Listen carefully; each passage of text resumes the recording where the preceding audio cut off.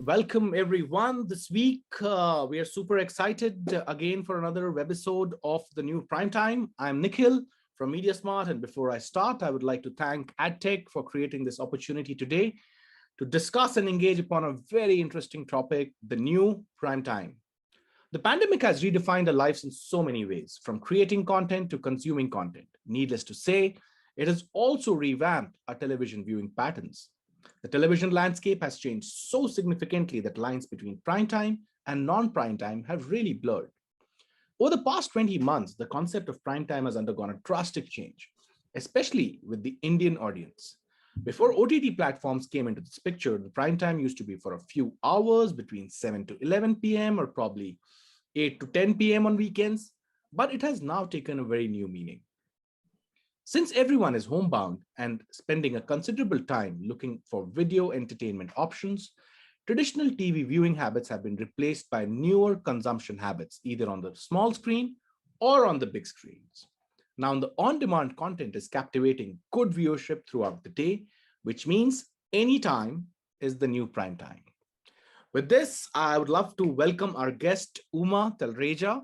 Uma is a seasoned strategy and marketing professional and has been the CMO and head digital and e-commerce for many brands, including Raymond, Burger King, Aditya Birla Retail, and her last stint was with Shop & Stop. She has been an early adopter and ambassador for MarTech, digital and data-driven digital marketing. She's also currently an advisor for many startups, which she spoke to me about, and I'm super excited to welcome her and also hear from her. Welcome, Uma. How have you been? How is life post-pandemic? And personally and professionally, how are things at your end? I think it has been a mixed bag and much so for everybody, so not so different for me. But I think the two things that really stand out for me, one, of course, is that it has created so many opportunities. Who would have thought that an adversity like this, which affected humanity across the world, would create so many opportunities and you would see growth in areas which you never expected and accelerated growth. And of course, digital being at the heart of it all. I think the second, again, and as cliched, but it's been a tremendous amount of self discovery. So, focus on self, focus on wellness has been tremendous. I just came back from a week long detox stay from, Atmantan at Murshi. I think I never thought that's the vacation I would be seeking. But yes, I think I thoroughly enjoyed it. So, I think it is a time where you have the opportunity and you have the environment to really focus on yourself, on your goals which go beyond your career goals, beyond your financial goals, and everybody must seize that opportunity because there is so much to do out there for yourself now which wasn't really as accessible as before. Fantastic. You've been a veteran, and I think people always look up to you, including myself, on things to do probably on the marketing side and also non-marketing side. Probably that's another tip for viewers. I mean, self-discovery is an important one, and probably what you did, you could just ping her and take notes, and it's a very popular one, but great path to self-discovery, which gets us to a very interesting question now, which we usually start the session with is, I know that you're now currently advising a lot of startups, and but you've also been the face of one of India's largest retail brand. I mean, the iconic Shop Stop. What do you think defines the new prime time for the business that you're currently advising or leading? If you have any thoughts on that. I think the shift is very definitive, right? I mean, on demand content consumption, firstly, on your time. Second is the content that you choose. I think, therefore, prime time is no longer about the hour, and obviously, traditional TV rules are no longer existing for prime time now. I think to me, prime time in very simple terms is the prime audience. So, who am I chasing really? Who am I actually targeting? In this, for me, in all of my assignments, the first party data has been critical. I've run large databases, and knowing that customer and serving that customer's preference has been of paramount importance. So I think it's the prime audience and it's the prime content, right? Because now I know what people are watching. I know how to actually target them with the content that they prefer, also during the content that they prefer. So I think it has been more about that, the audience focus, and therefore the targeting, which is far more sharper, and therefore how relevant you can be with the consumer. And I think the opportunities that are exploited in this, right from content integration to the host actually coming onto my offline advertising to everything else that I could do around it, including having my own show, within the platform, I think has been tremendous. And I think therefore to me it's these two words, it's the prime audience and the prime content. And therefore really it puts relevance as the hero, right, more than anything else. So it's not been so much about the reach. I think it's been more about the leverage. And it's been fantastic in terms of how you can drive awareness, but you can also look at how you convert your customers, because the data really helps you to understand much more than what you could earlier. Good to hear that. I think, Oman, we were talking about this before the session that, you've been such a seasoned veteran, and how the prime time used to be, getting your ad slot there in the 7 to 9. And we come from those eras of advertising where you've arrived, your brand has arrived if you have got your ad slots in the prime time. Do you think that has significantly changed? And I think just the definition of the prime time from a marketer's lens, or for the new age budding marketers to look at the world very differently, or are they already thinking differently? Yes, I think it has changed, because I don't think the hour, I mean, there was a new TV watching time, right, which was important. Now that I think has shifted, because it is really what you want to watch together as a family versus what you may choose to watch alone, right? And that's really what all of connected TV as well as OTT platforms and streaming has actually done. So here I think what has changed, and we were talking about this before the call, saying that while it's IPL and Big Boss and there are many aspirational platforms, actually what happened is that because of connected TV, you got access to these platforms at a cost which was far more affordable for brands, but you're really using that to leverage it for audiences that only mattered. Otherwise, it's only for the bigger brands and for very high cash burn, right? But now if I want to go after the shows that matter to my audience, I'm able to do that with connected TV without really burning a hole in the marketing budget. I mean, you can easily spend your entire marketing budget on that one media plan, and we all know how coveted it was, and every marketing manager wants to have that in their plan. And when that cost comes to you from the agency, it's okay, fine, let me move to something else, and let me not even think of KBC and let me not think of the others. So I think that has completely changed. There is therefore a whole approachable plan that you can have, but you can still be on aspirational content which is available for your consumers. Really good to know that. That makes me get to my second question, that have you noticed any shifting consumer trends in regard to consumption pattern in India? And where do you think the digital advertising advancements or probably innovations are going towards? Is there anything specific that you have seen in recent times, and you as a marketer or as a consumer are worthy of bringing it out here? I think the big shift that I see is that there is definite, and whether it's as a marketer, as a consumer, is the same thing. There is a multi-device consumption of everything. So, there are a lot of people that you would see, and let's take an example. If I took wellness, and let's take a use case, simply people going to the gym. So you could easily start a show at home on your TV, but you could carry it forward, on a treadmill or on an elliptical trainer on your mobile device. So I think that's definitely a behavior that connected TV and what you guys are doing helps you to leverage, because now you can actually be on multi-device platforms, and you can continue the brand story much as customers continue the stories that were engaging them. So I think that's one. I think the second thing that has therefore shifted is this whole pattern of household watching.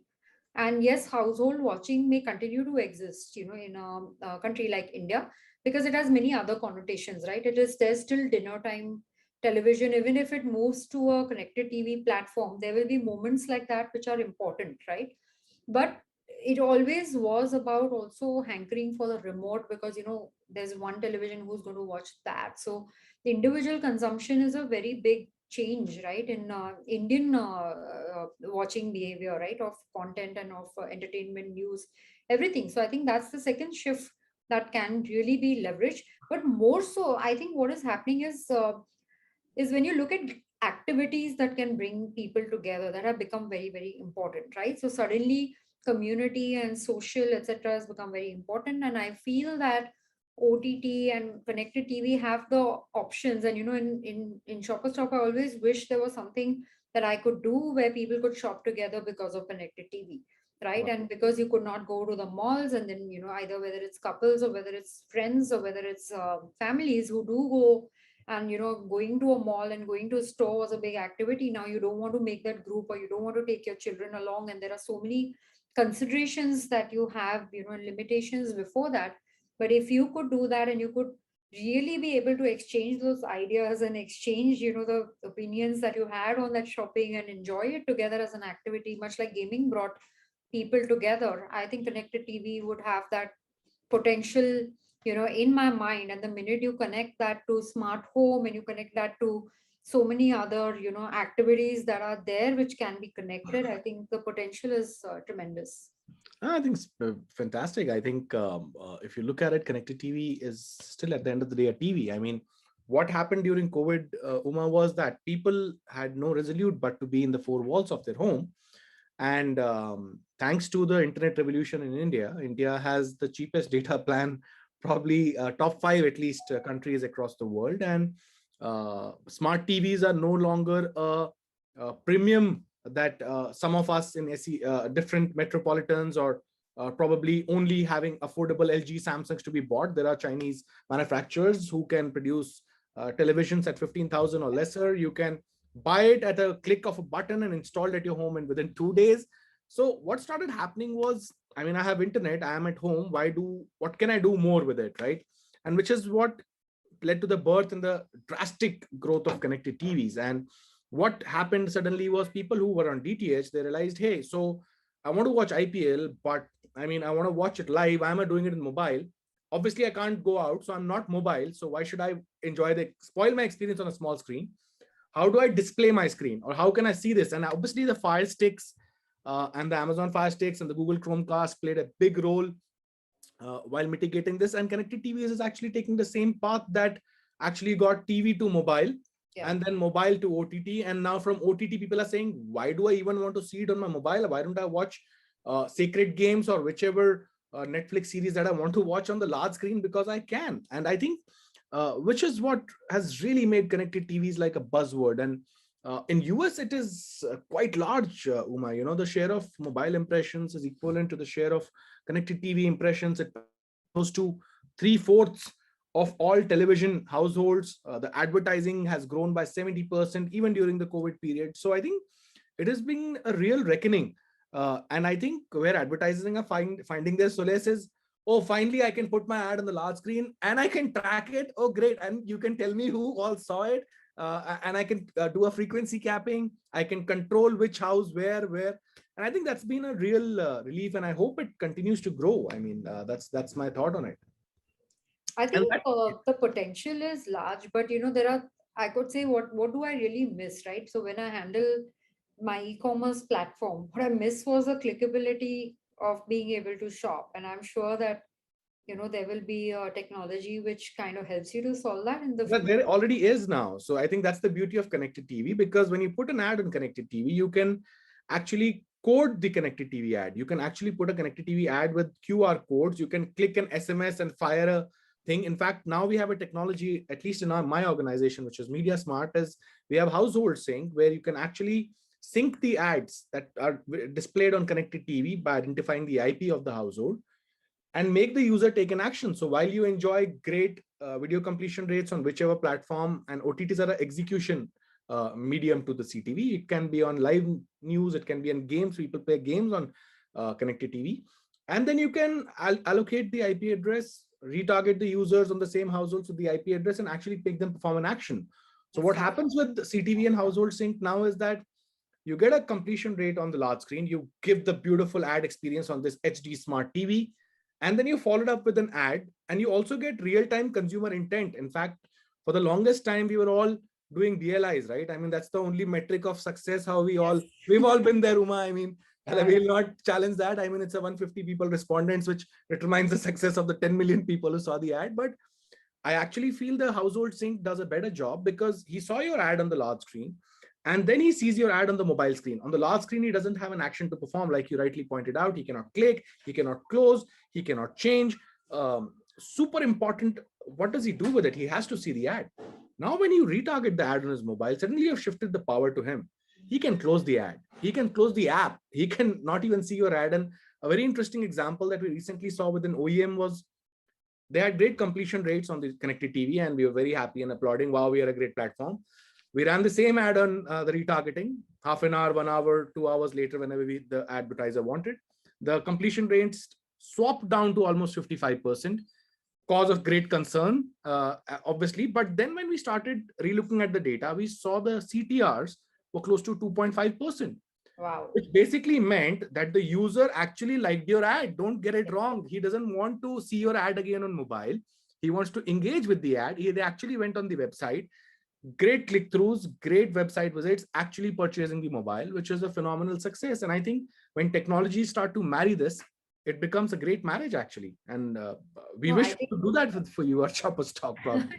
it brings this thought to me. I mean, very often I know that as marketers, we're very tempted to say, okay, what determines the strategy? No, the consumer determines my strategy. But this is truly a empowered customer experience in that sense. And I think that's what is beautiful about it, right? It really does put the brand in the customer's hands, literally, right? But you can experience the brand in every way that you like, and it doesn't really therefore take away from what you're doing, right? It's not interfering. It's integrating, and I think it's fabulous. Yeah. And once you have the mobile ID, you Yeah. can drive to store, you can do so many other things that you want to do, because now you've got the large screen TV versus the user ID, which has been a norm for all of us for a while. So I think that's what is exciting. That gets me to my last question. Sorry, I extended that last question a little bit. But what do you think? I mean, do you think connected TV advertising is the next big thing in Indian market? And why I'm asking you this is, Uma, you've seen many trends over your 15, 20 years of marketing, that something came as a fad and then you said, yeah, hang on, I'll see the next one. Do you think connected TV advertising is going to become like the next big thing? See, I think digital transformation has been proliferant in every aspect, of life and industry in general. But however, it's the most disrupted, right, is the media and the marketing space. So I think that is here to stay. There's no doubt about that, right? In terms of really looking at connective TV, why there is a smart TV in terms of how many get added, but then it's aided by the Chromecast, it aided by Fire Stick, etc. So yes, it will grow and it will be a higher growth category. And I think that if we see, and when we've surveyed our own consumers across various organizations, I would say the number of people who enter, right, without any satellite connection is also increasing. So I think there will be a trend. Does it mean to say that in the next 5 years you will see traditional TV lose relevance? Probably not. But I think we will see a few surprises, right? Because we already know that, for example, influencers play a larger role in tier 2, tier 3 town, then actual advertising, probably does for many brands today in terms of really getting acquisition. This is already digital consumption of media, right, and of content, and how this actually grows, because if there are 15,000 rupee televisions, and if there is digital sensitivity, and as the internet capability grows, I think the growth will come from real India. And therefore I think the headroom is so large for connected TV to grow, that it has no option but to grow. Right, it is no option. I mean, it cannot go down, it can only go up. The question is how fast it will grow. I think there a lot of the platforms which are on this, your OTT platforms and your video platforms, etc., will have a large role to play. How well they fashion their content, and how they actually make it more customized and regional, and so many other things will have a large role to play. And I think it's going to be a segment which is a very fast growing segment for at least a decade to come. All right, fantastic. Thank you, Uma, for this amazing round of knowledge and so many insights that you threw upon, really to ponder upon for the viewers as well as for us. But that gets me to my next section, which is called the rapid fire round. I promised I will obviously stick to the rules of the hamper, but I never promised that I'll be as good as the guy who invented this game, who we know who it is. But let's try to keep it fun. Are you ready for, and you have to answer in like a short period of time. You can't take time. Are we Good part aligned? is, it's very easy to hide on a camera, so it's okay. So- All right. So Not so easy to hide on that couch, but it's so easy to hide. I mean, that's getting telecasted to almost the same audience, so don't worry. So hopefully we have the same set of audience watching. So my first question is simple. Did you watch the Olympics with your family? And if so, did you watch it on Sony Live or did you watch it on Sony 10, the channel? So I watched some of it, but I watched it alone and I watched it on Sony Live.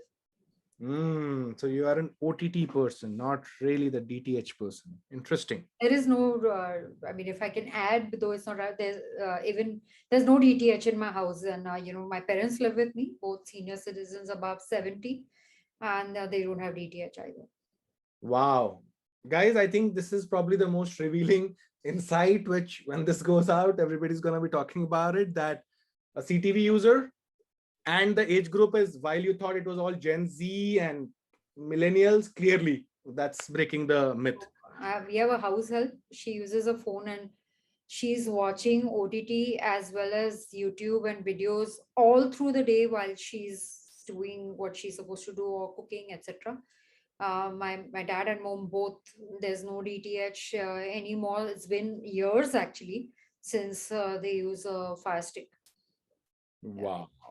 Hello, guys. I mean, if you're not taking insights and notes here, probably you need to really look at how you're defining your audience. We have a second home in Pune, which they carry their Fire Stick to Pune when they go. They still don't use DTH. Evolved users. My second question, rapid fire. In the next 3 years, where do you foresee the TV watching consumer base comfortably scaling and consuming their prime time? Tata Sky or Amazon Fire Stick? I think I know the answer, but yeah. I think it's going to be the Amazon Fire Stick. I'm very sorry if I have heard Tata Sky, and especially if I have to take the 150 sample size approach to what we have always used for measurement, then I have 300 women on a WhatsApp group from my building who are crying about Tata Sky all the time. So, yeah. All right, that adds a nice layer to the fireside chat and this rapid fire round. My third question is the future of revenues, according to you, Uma, for omni-channel conglomerates. To give you an example, is this going to be the future of revenues? Is it going to be coming from Z5 or the Z television network? Where do you think that the future of the revenues is actually? I think that subscription will still be challenging in terms of getting revenues, but in terms of really looking at advertise-based, the free channel scale up, I think definitely it would be from Z5 and not the network and other such players. I think the Z network is pretty large, though. I mean, they have Z Bangla and there's all language channels. Do you think? And it's a great insight actually that you're saying that Z5 as an online channel is going to become larger on revenues vis-a-vis compared to their entire network of television channels. Exciting. Next question, CTV advertising future will be lying within the programmatic buying ecosystem, or do you think, as we know in India, everything is a direct buy, and even if you do programmatic, you have 20 people doing it? So where do you think the future of connected TV advertising will lie? I think the future is in programmatic, and I know that today there are direct TV deals which take place, but I think eventually, as marketing gets more and more connected, I think marketers will need to lean on programmatic because it will be difficult for them to manage direct buys across so many channels and to connect the dots between so many channels. I think the beauty of connected TV is the omni-channel marketing opportunity that you have, and I think it's best leveraged through programmatic. All right, my last two questions. Future, who will rule the consumer's choice of 2025? D2C brands or CP's legacy CPG brands? I think it will be D2C brands. All right. And my last question, where do you think these growing startups, which have high valuations and funding, do you think they will continue to spend across the usual linear forms of advertising, or probably do you think a massive shift happening towards online and digital first brands has spent? I think that these brands, yes, they do have the flexibility and the freedom and the funding which is available to them at present, and there's no harm in dreaming big, and it is great that they have to dream big and they go on to platforms. But I think the pressure of measurement will soon come, as well. So with so many brands entering the market and so many, you know, going to be unicorns, I think that there will be a tightening of sorts in terms of, you know, how one will be different in their strategy from the other, how one can deliver results probably differently from the other, and how are you going to really demonstrate? I mean, I think everybody is aiming right now, you know, for the traditional mind space, if I were to say, right? Because you're not aiming for any other goals. I think all your launch goals are around that who can capture the imagination of the consumer and who can capture more consumers at least for a trial, you know, faster, and who can be a name to reckon with faster. But I think that these goals will soon get sharpened, because as you have to differentiate one from the other, and you know, there will be brands entering the same space, and you're seeing that, for example, take beauty. I mean, the number of brands that are entering the beauty space is, it's like everybody thinks of a brand daily. So how is that going to really you know, change in terms of how investors and how other stakeholders look at it? I think is going to become important, and therefore measurement will become important. Fantastic. With that, Uma, thank you so much for coming to the new prime time. And it was so insightful to have you here. I wish you the very best in all your travel scheme of things, in all your interesting time that you're giving so much knowledge to these startups. And I hope to connect with you over a coffee sometime soon when the world is a lot more normal. Thank you, Okay. Uma. Thank you. Thanks, Nikhil.